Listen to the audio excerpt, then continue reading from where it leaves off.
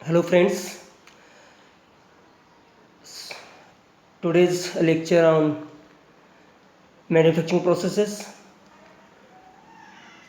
chapter number 4 or unit number 4, forming processes. Content in the forming processes. First one is the drop forging. In drop forging, upset forging, press forging,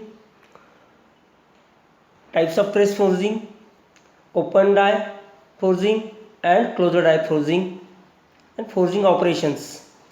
Next one is the rolling, principle of rolling, hot and cold rolling, types of rolling mill, application of rolling, extrusion, direct and indirect extrusion and their advantages, disadvantages and applications. First one is the forging. What is the forging? What is the meaning of forging?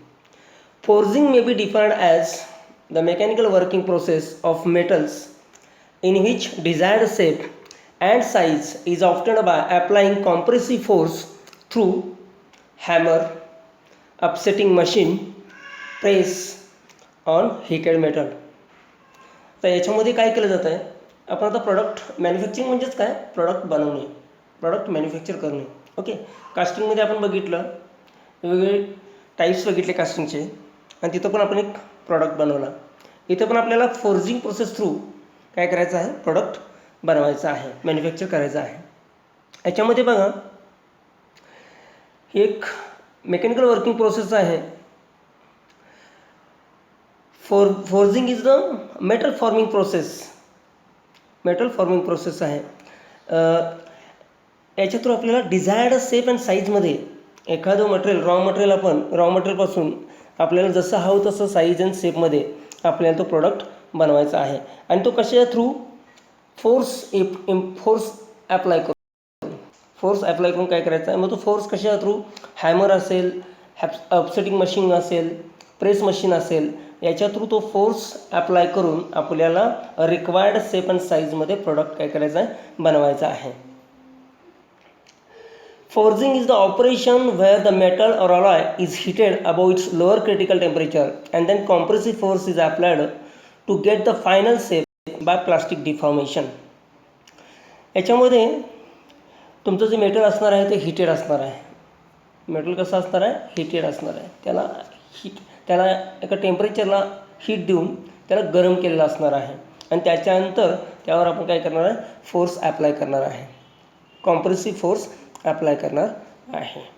Okay, पहिल्या पिक्चरमध्ये बघा तिथं labour जे आहेत, worker जे आहेत ते हॅमरच्या सहाय्याने फोर्स लावून त्या, म्हणजे एक्झाम्पल काय आपण म्हणू शकतो आहे, जो लोहार जो बनवतो आहे, म्हणजे आपली जी शेतीची अवजारे वगैरे बनवतो आहे त्याच्यामध्ये सुद्धा ही फोर्जिंग प्रोसेसचा ॲप्लाय केलेला आहे. तिथं काय करतो, तो हॅमरच्या सहाय्याने त्याच्यावर फोर्स ॲप्लाय करतो आहे. ओके, तेच काय करणार आपण मशीनच्या सहाय्याने पण फोर्स ॲप्लाय करून हवा तसा प्रोडक्ट आपण घेणार आहे. Okay, there are 4 types of forging methods used in practice. Those are smith और hand forging, drop forging, press forging, machine forging और अपसेट फोर्जिंग. कोणकोणते टाईप्स आहेत, hand forging, drop forging, press forging, machine forging और upset forging और upset. This is the drop forging. आता याच्यामध्ये बघा याचं स्ट्रक्चर बघा कसं आहे.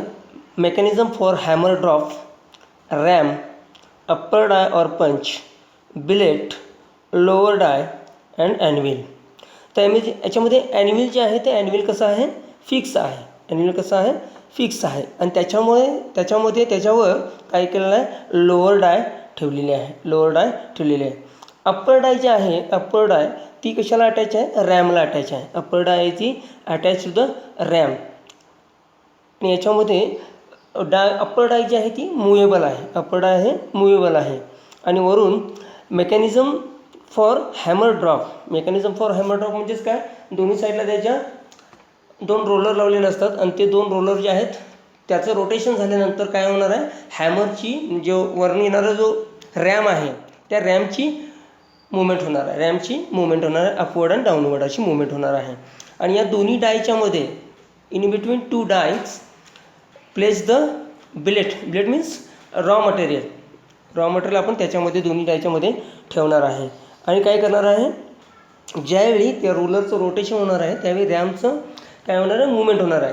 आणि त्या रॅम थ्रू आपण काय करणार आहे, फोर्स अप्लाय करणार आहे. आणि त्या फोर्सचा इम्पॅक्ट असा असणार आहे, जो तुमची खालची जी लोअर डाय आहे त्या लोअर डायमध्ये कॅव्हिटी बनवलेली आहे. लोअर डायमध्ये काय आहे, कॅव्हिटी आहे. ओके, लोअर डायमध्ये अप्पर अँड लोअर डाय दोन्ही डायमध्ये काय आहे, कॅव्हिटी बनवली आहे. जसं आपल्याला रिक्वायर्ड शेप पाहिजे आहे प्रोडक्टचा तशी कॅव्हिटी बनवलेली आहे. आणि त्या रॉ मटेरियल ज्यावेळी तो फोर्स अप्लाय केला जातो, कॉम्प्रेसिव्ह फोर्स अप्लाय केला जातो, त्यावेळी 3 किंवा 4 किंवा 5 स्ट्रोकमध्ये काय होणार आहे, त्या कॅव्हिटीचा जो आकार आहे तो आकार तो हॉट मेटल जो आपण रॉ मटेरियल असणार आहे ते हॉट असणार आहे. आणि त्याच्यावर कॉम्प्रेसिव्ह फोर्स अप्लाय केल्यानंतर काय करणार आहे, ते त्या कॅव्हिटीचा आकार आपल्याला मिळणार आहे, त्या रॉ मटेरियल प्राप्त करून घेणार आहे. म्हणजेच त्याच्यापासून आपल्याला रिक्वायर्ड शेप अँड साईजमध्ये आपल्याला तो प्रोडक्ट रॉ मटेरियलपासून प्रोडक्ट बनणार आहे. ओके,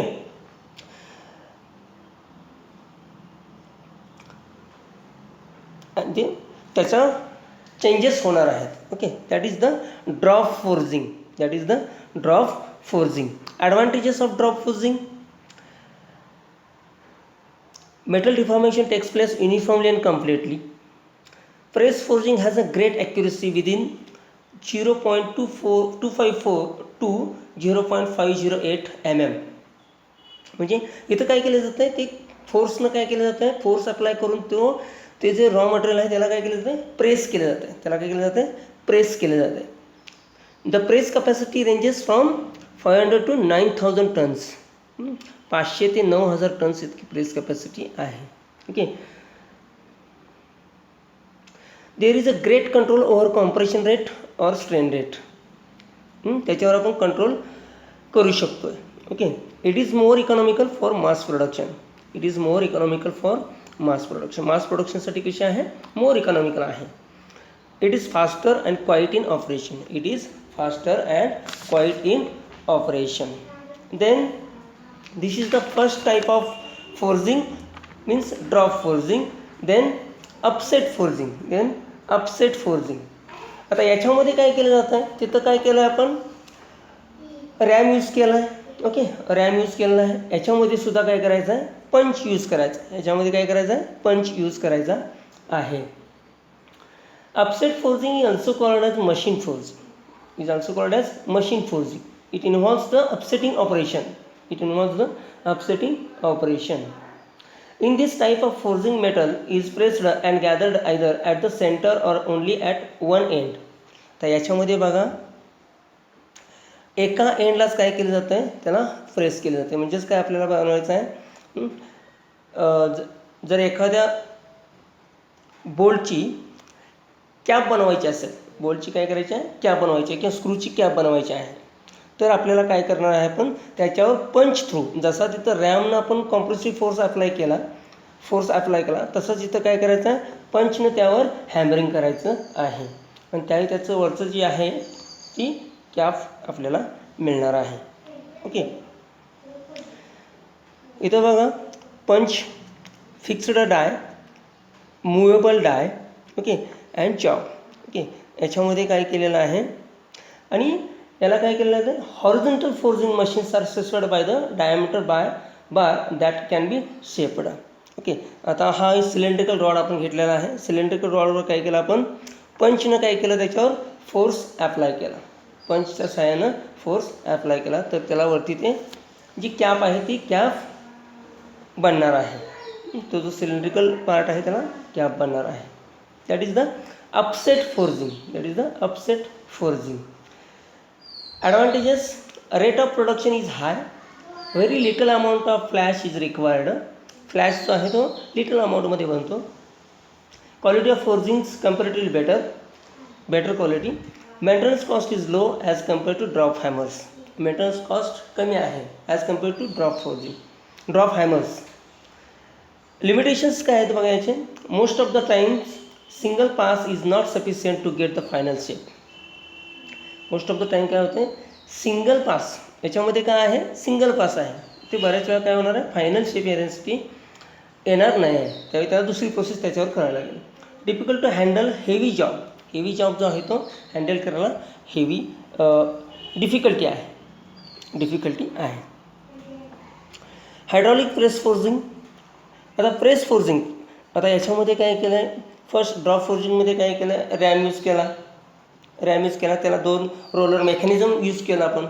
तो जे रॅम आहे ते अपवर्ड अँड डाऊनवर्ड मुवमेंट करण्यासाठी काय केलं, मेकॅनिझम यूज केलं. म्हणजेच काय, त्याला 2 रोलर अटॅच केले आणि त्या 2 रोलरच्या रोटेशनल थ्रू आपण त्या रॅमची मुवमेंट केली. आता याच्यामध्ये प्रेस फोर्जिंगमध्ये डिफरन्स काय आहे, ते हायड्रॉलिकली किंवा मेकॅनिकली काय केलं जातं आहे, प्रेस केलं जातं आहे. हायड्रॉलिकली किंवा तर म्हणजे जी फोर्स यूज केला जातो तो हायड्रॉलिकली फोर्स अप्लाय केला जातो. याच्यामध्ये बघा, हायड्रॉलिक फ्लुइड यूज केलं जातं आहे आणि पिस्टन अरेंजमेंट आहे, त्या रॅमला अटॅच केलेलं आहे आणि हायड्रॉलिकली त्याच्यावर फोर्स अप्लाय करून काय केलं जातं, रिक्वायर्ड शेप मिळवला जातो. Okay, same drop forging, but याच्यामध्ये काय केलेलं आहे, मेकॅनिझम न यूज करता काय केलेलं आहे, hydraulic presses through force apply केलेला आहे. आणि याच्यामध्ये सेम पार्ट्स आहेत, ॲनव्हिल, लोअर डाय, अप्पर डाय, रॅम. पिस्टन अरेंजमेंट थोडी याच्यामध्ये वाढवलेली आहे. ओके, तर याच्यामध्ये बघा, लोअर डाय फिक्स्ड आहे, अप्पर डाय मुवेबल आहे, ड्रॉप फोर्जिंग. और डाउन मोशन जा सकती है. ये जो अटैच है अपर डाई के साथ इसको बोलते हैं रैम या फिर कनेक्टिंग शाफ्ट, आप इसको बोल सकते हैं. और हमारे पास 2 रोलर हैं जो इस रैम को मोशन देंगे ऊपर और नीचे की तरफ. जब ये रोलर रोटेट करेंगे तो ये रैम हे 2 रोलर अटॅच केलेले आहेत बघा. ते 2 रोलर जे आहेत ते ज्यावेळी रोटेट करणार आहेत त्यावेळी त्या रॅमची मुवमेंट होणार आहे. आणि याच्यामध्ये दोन्हीमध्ये लोअर डाय आणि अप्पर डायमध्ये काय केलेलं आहे, कॅव्हिटी दिलेली आहे बघा दोन्ही डायमध्ये. आता आपण हॉट मेटल घेणार आहे, हिटेड रॉ मटेरियल. हे हिटेड रॉ मटेरियल जे आहे ते याच्यामध्ये आपण ठेवणार आहे, लोअर डायवर ठेवणार आहे. त्यानंतर वरून काय करणार आहे, ते रॅम जे आहे ते रॅम थ्रू काय करणार, आपण फोर्स अप्लाय करणार आहे. याच्यामध्ये हे एक 1 स्ट्रोकमध्ये होत नाही, याच्यामध्ये आपल्याला 4 to 5 strokes apply on the workpiece.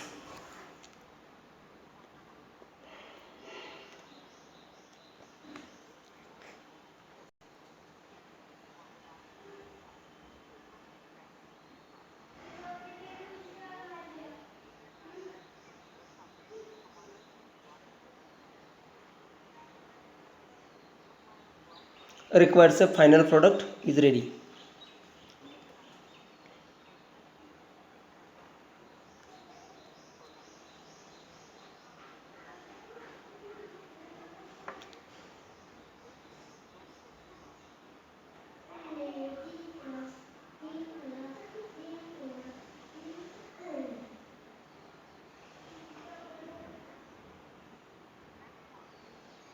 Next press forging. याच्यामध्ये बघा, लोअर आहे ती फिक्स आहे,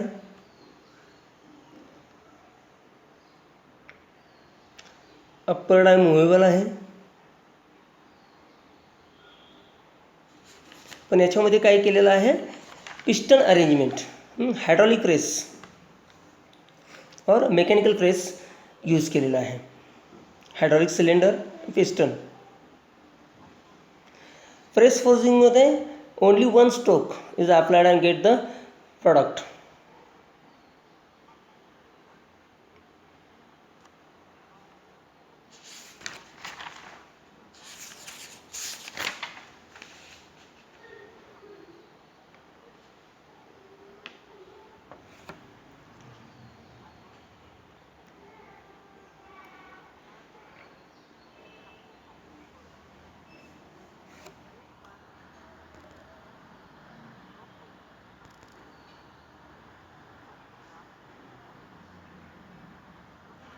heated raw material, take the heated raw material and place on the lower die. Then only one stroke from hydraulic press, then get the product.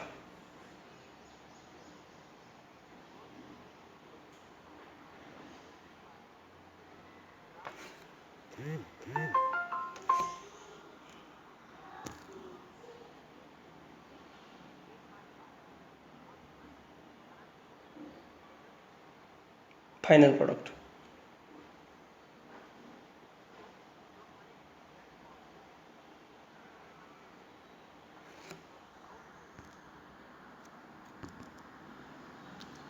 Upset forging,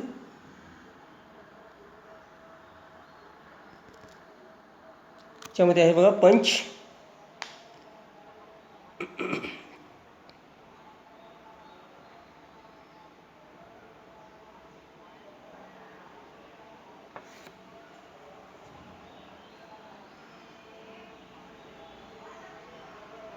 cylindrical bar,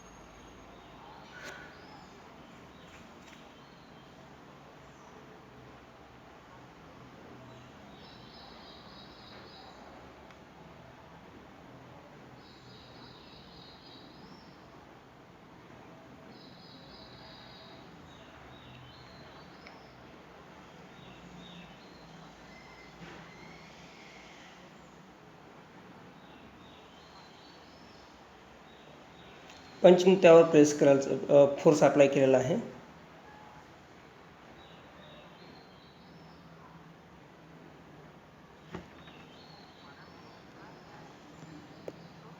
time बाद जब हम इसको निकालेंगे तो क्या होगा, जो हमारा रिक्वायर्ड प्रोडक्ट होगा, फाइनल प्रोडक्ट होगा, वो हमारा इस फॉर्म में हमें मिलेगा. ये सिलेंड्रिकल बार थी. या फॉर्म मध्ये आपल्याला फायनल प्रोडक्ट याच्यामध्ये मिळणार आहे. ये बोल्ट का हेड हमने अपसेट फोर्जिंग से हेड जो आहे तो हेड बनवला जातो. ये जो डाई है ये अच्छी तरह से ग्रिप कर लेती है हमारी सिलेंड्रिकल बार को. और उसके आता आपण बघितलेला आहे drop forging, upset forging and press forging. Okay.